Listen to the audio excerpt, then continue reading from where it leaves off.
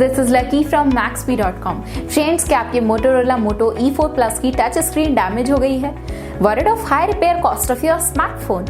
Don't worry, you can now buy high quality replacement touchscreen for your original Motorola Moto E4 Plus at a very affordable price from Maxbhi.com and can fix your phone yourself at home or get it repaired by any professional very easily. जी हाँ दोस्तों, आप हमारी website Maxbhi.com से अपने Motorola Moto E4 Plus की नई touch screen खरीद के अब बहुत ही कम दामों में अपने फोन को सही कर सकते हैं. This touch screen is a 100% genuine quality product which works similar to your original product with a perfect fit for your Motorola Moto E4 Plus. इस टच स्क्रीन को पहले हमारी क्वालिटी टीम द्वारा चेक और इंस्पेक्ट किया जाता है और क्वालिटी एश्योर होने के बाद ही ये टच स्क्रीन आपको भेजी जाती है. साथ ही साथ हर Motorola Moto E4 Plus की touch screen Maxbhi trust replacement warranty के साथ आती है, जिससे आप श्योर हो सकते हैं कि प्रोडक्ट खरीदने के बाद आपको कोई भी परेशानी नहीं आएगी. फ्रेंड्स, Maxbhi.com पर ऑर्डर करना बहुत ही इजी और सिंपल है.